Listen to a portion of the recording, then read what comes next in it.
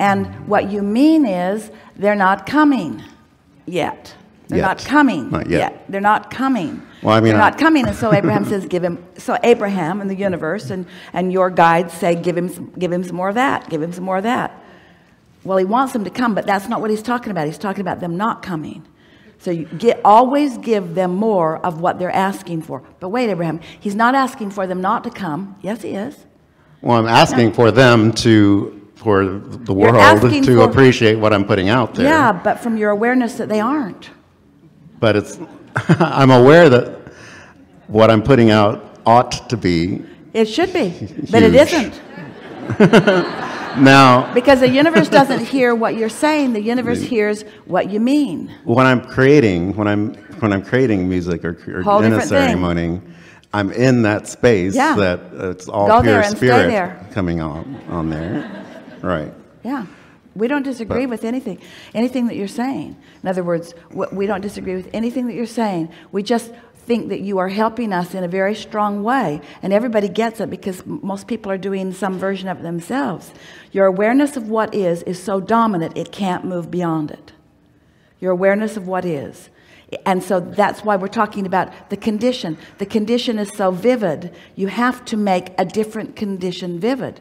And you're saying what most people say. In fact, Wayne Dyer, who Esther was just speaking about, wrote a book called I'll See It When I Believe It, or Believe It When You See It. Believe it when you see it. Well, there had to be a point where I'll see it when I believe it. I'll see it when I believe it. Believe it when I'll see it. I'll see it when I believe it. Believe it when I see it. There had to be a pivot point from not being known to being well known. And what is that pivot point? It's gradual.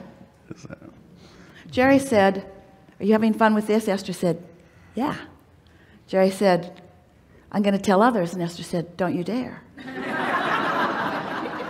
Jerry said, "Well, just one here and one there." Esther said, "Okay." So then Jerry said, "How'd you like to see the nation?" And Esther said, "Yeah." And he said, "Let's pick 40 cities that we kind of think we'd like to be in, and let's just put it on the schedule." And Esther said, "Okay, what will they be?" And Jerry said, "Well, let's pick cities that we like that have courtyard Marriotts, because we know we like courtyard Marriotts." And so they got a courtyard Marriott book, and Jerry went through the book and circled the cities that he knew that he'd like to see, like to spend some time in, like Seattle and Portland and Spokane, all across the nation, Rye, New York, all across the nation.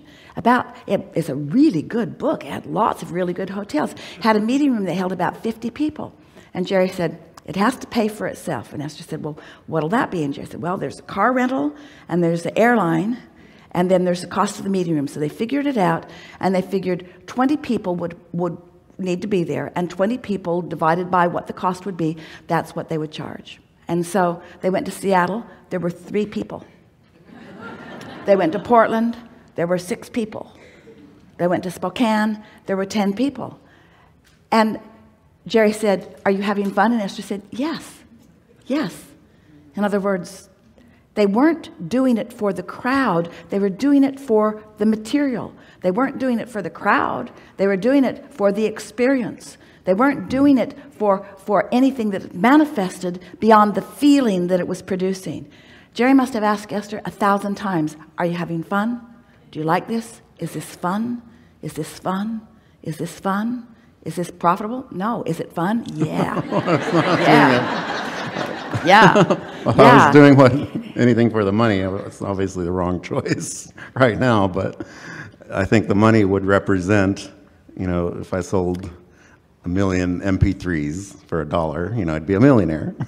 And that many people would be raising their vibration to where I put it out that it should be. You know what you help us talk about, which is a really important thing to talk about in this conversation about the art of allowing. Because certainly, you see, the reason that you are ornery about this is because you've created a vibrational reality that's really real to you. It's vivid. And you just can't figure out why this thing that is so real isn't translating into some more real terms for you. Right. So you're doing what almost all humans do. You are trying. There's an effort factor that you are applying.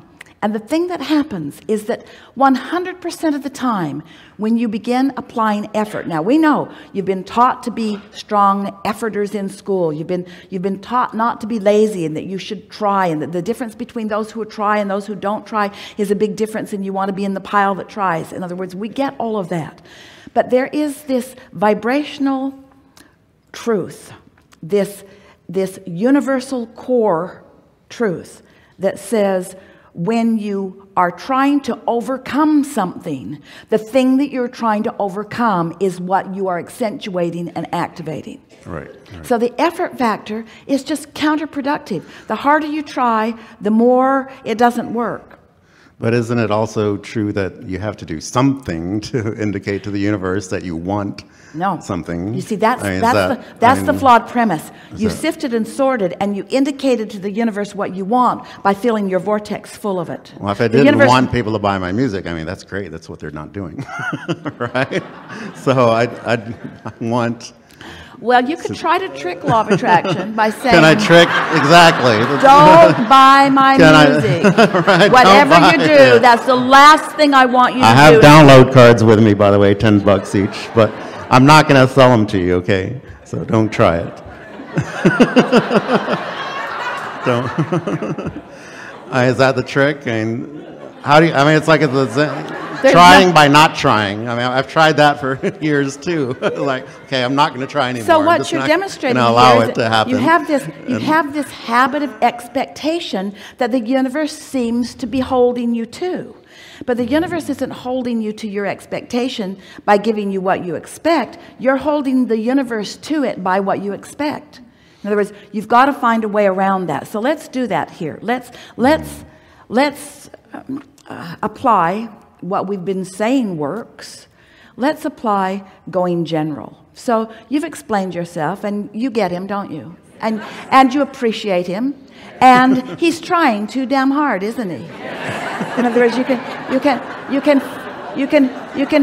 feel that, and you kind of just want to say, take it easy, take it easy. So let's, having chewed this over so everybody gets what it is you're going for, let's get back to something that is really general, that feels good. Because we know the part that doesn't feel good because we've been addressing it, and it doesn't feel good. It doesn't feel good to you. That feels like hard work, feels like it's not working, feels like misunderstanding, feels like misapplied laws of the universe. Either feels like the laws aren't what Abraham says they are, or like I don't understand them the way Abraham says them. Something feels screwy, it feels off, and so there's no point in poking at that anymore, because that's where it is and that's not working. So let's take another approach. Let's go general. Let's be less specific. So let's not talk about your music that you've created or your seminars that you're producing. Let's talk about music in general. Let's talk about music in general. What is it about music in general that appeals to you? Well, it's like a spiritual high when you're listening to music that's really got something powerful. All right, now to you're offer. still trying to sell your music. You're still trying to sell your music. We don't want you to sell your music. That's why I make music, because I get this wonderful feeling. But whenever I was a child, 2 years old, I remember going to the radio. Oh, there you go. And there listening you go. to it and saying, wow, this is awesome. I want to do this. All right, so music feels good. And why do you think music feels good? What is it about music that moves you? Or what is it that moves you about music? Well, I guess it's a spiritual high. I learn all right, so some part of my body. So say some other words. Say some other words. Music contains a vibration that must be resonating with a part of me. So it's centering. It's centering. It sort of takes away the clutter. And when I focus there, when I listen there, when I focus my attention there, and I'm listening there, it has the potential of raising my vibration. Feels good. Feels good when it flows through me. And other music that I don't have anything to do with sometimes feels good to me too. Music in general is a vibrational raising experience. What is it about people feeling good that feels good to you? Well, that's kind of that's a trick question. It's like, of course, feeling good feels good. Yeah, but what? But fill it in a little bit. We're not just looking for the right answer on a questionnaire. We're looking for. Well, there's so many different things that different people listen. There's dance music and there's meditation music. We're looking for a way to get you to focus on the feeling of something, and then law of attraction is going to take hold of that and make it more. So what is it about music that is stirring? Just milk that for a little while. See if you can get some vibrational momentum going about that. Well, it's like a literal tingling when it feels good that attracts. So it's something different than action. It's something different from making things happen. It's something different from doing something. It's just, it's a manifestation just that you're having in the moment. It's an emotional manifestation. But it could, yeah, well, the manifestation of what it creates in other people to be more peaceful, to be more meditative. But you see, now you're selling it again. Now you're going. That selling? I mean, it's like trying to talk somebody into something. Well, what we want you to do is just for a moment to selfishly acknowledge the value of vibration and music to yourself. What does it mean to you? What does it do for you? What does drumming do for you? Well, it literally opens up other spiritual dimensions. I mean, even just a simple drum you can astral project. Probably does do that, but how does it feel in the moment? Just really central, core, simple. I can forget myself. I can forget. In forgetting myself, what happens? In forgetting the details of myself, in forgetting the parts of myself that are hindering, I remember the parts of myself that are solid. And what does it feel like when I tune in to who I am? What does that feel like?